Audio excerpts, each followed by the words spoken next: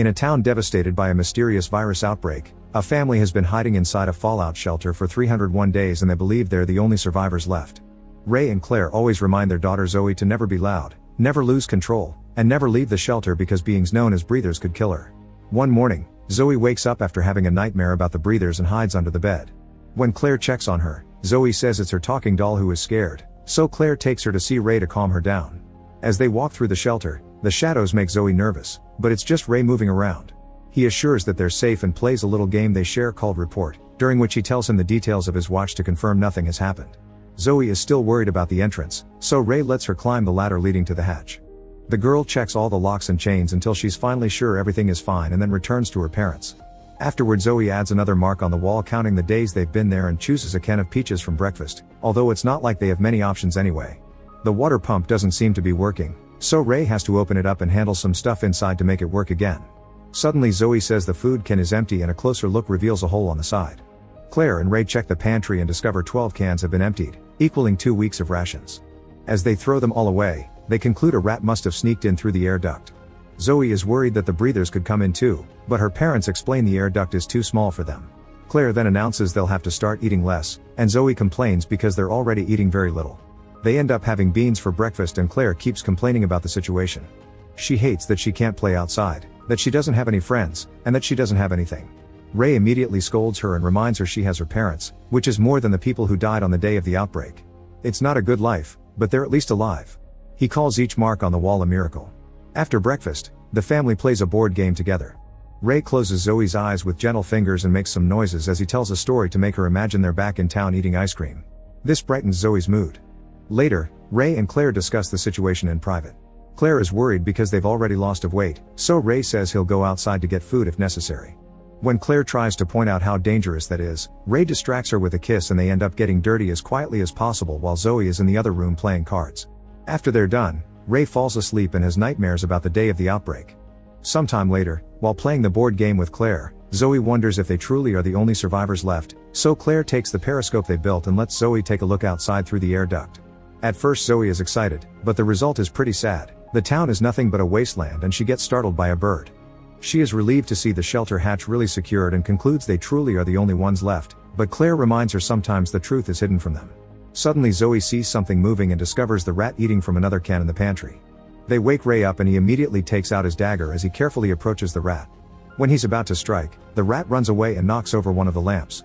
Ray goes after it and his dagger gets stuck on the floor, but luckily Claire grabs a wrench and smashes the rat before it can escape. At that moment they notice that the lamp's flames are spreading on the table. Ray touches the glass and realizes what'll happen, so he pushes his family back right before the lamp explodes. A big fire starts on the table and burns the board game, so Claire has to keep Zoe from trying to retrieve it. While Ray struggles with the water pump again, Claire hides Zoe in the corner and grabs a big piece of cloth to try to put out the flames. Zoe joins her to do the same with her jacket, and after lots of effort, Ray finally makes the pump work again. The water puts out the worst of the flames, then Ray starts hitting the table with a cloth too until it breaks. On the ground, it's easier to keep the fire from spreading and they eventually put it out. The room is now pitch black and Claire rushes to turn on another lamp. The couple panics when they don't see Zoe, but luckily they find her under the bed. Zoe cries and explains she's scared because the smoke from the fire is leaving through the air duct, meaning the breathers will see it.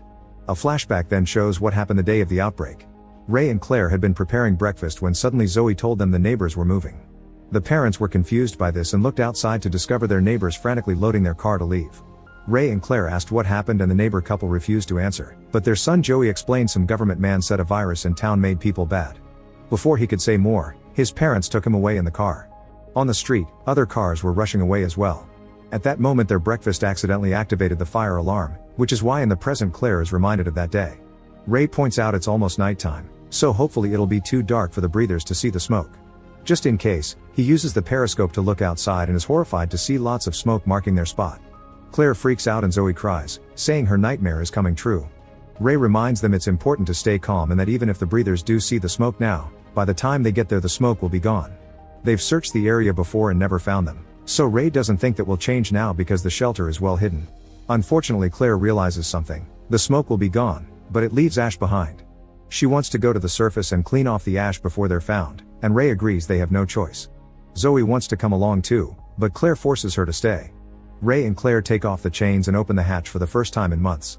While the couple cleans the ground, Zoe decides to grab the periscope to watch. A shadow suddenly startles her, but it's just her parents. She's relieved to see they're fine and keeps looking, only to discover a strange being approaching the area. Terrified, Zoe starts yelling to warn her parents, however they can't hear her. A desperate Zoe rushes to the ladder and uses all her strength to open the hatch, panicking when she doesn't see her family.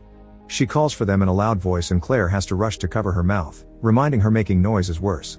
Zoe warns them of the incoming breathers, but the beings run close to them and they turn out to be deer. Ray thinks it was a false alarm, but Claire points out they were running away from something and urges her family to get back in the shelter. Ray makes sure to seal the entrance well, yet the family worries because they can hear footsteps. It appears to be only one breather, which doesn't make sense because they usually travel in groups. Zoe is too scared and can't stop crying, so Ray closes her eyes and whispers a nice scenario to calm her down. As the footsteps move above them and appear to fade, the family stays as quiet as possible. Unfortunately, Zoe's doll gets caught on a pipe and Zoe freezes, but the rope comes loose and the doll starts making noises. Ray immediately grabs the doll and opens it to get the voice box to destroy it, making Zoe cry. At that moment the hatch starts shaking, so Claire climbs the ladder to try to hold it close only for a falling chain to hit her on the head. One by one the chains are getting broken by the shaking while Ray struggles with the water pump until he manages to break it. He rushes to give the pipe to Claire, who is putting all her weight on the last chain to keep the hatch down. The breather still manages to open it a little, so Ray uses the pipe to start hitting him until he's pushed back. Now the couple can close the hatch again and lock it with the pipe. The shaking soon stops, yet the family can still hear the breathing outside the hatch.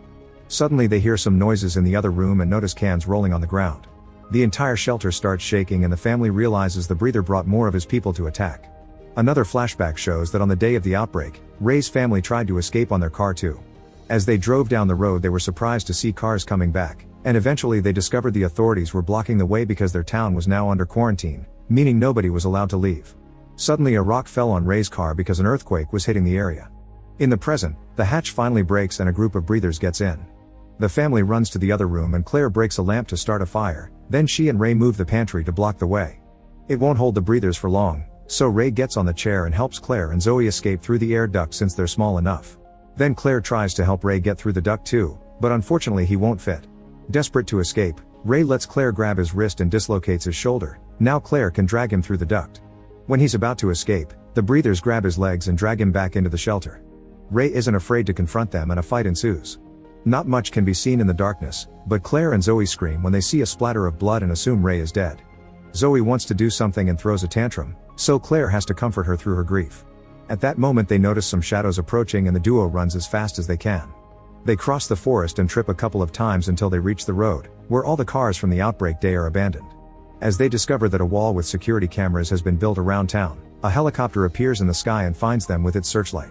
Claire and Zoe try to run but the chopper throws a net on them and captures them. The breathers come closer and it's revealed that they aren't monsters, they're actually soldiers wearing face masks. As the duo panics, the soldiers put a needle on them and another flashback shows what truly happened. The mountain shaking wasn't an earthquake, it was a fleet of jets that started dropping bombs all around town to get rid of the infected people. As everyone panicked and ran away, Claire remembered that the local school had a shelter, so the family rushed to hide there, managing to close the hatch right before another bomb fell on them. They looked around the shelter and found plenty of food, not to mention toys for Zoe. Ray called the attack a mistake but Claire revealed that she got a cut on her hand during the escape and they were indeed infected. The wound was turning black and spreading to the rest of her hand. In the present, the soldiers finish taking blood samples and ask a few questions to confirm these are the only survivors left. Then they get ready to shoot the duo and Claire starts losing control, which makes her veins start changing color. It turns out the rule never lose control means the virus activates by strong emotions, causing the infected people to transform. At that moment a fully transformed Ray appears and starts killing the soldiers, making Zoe realize the blood she saw in the shelter had also been her dad on a killing rampage. Ray manages to kill a bunch of soldiers, but there are too many of them and they retaliate with bullets that bring Ray down. While the soldiers are taking care of Ray, the duo escapes from the net. Zoe hides in a car while Claire allows her body to transform and starts killing soldiers as well. Like it happened with Ray, she manages to kill a bunch of them, but the last one shoots her leg to make her fall. When he's about to shoot her head, Zoe also transforms and starts beating him up before removing the mask. She wants to kill him, yet Claire stops her because she doesn't want her daughter to be a murderer. Zoe is out of control and attacks her mother, who recites the rules and uses calm words to help Zoe cancel the transformation. Afterward Zoe wraps up her mom's wound and asks about the last soldier, so Claire says they shall let him on the ground so the virus can take him. Then they check on Ray, who closes his daughter's eyes one last time before dying. At that moment the helicopter appears again and the duo runs to hide inside the sewer system. While they carefully sneak around, they're startled by something moving in the darkness, but to their shock it's Joey. The boy reveals there's a group of survivors living in the sewers and Claire and Zoe can join them.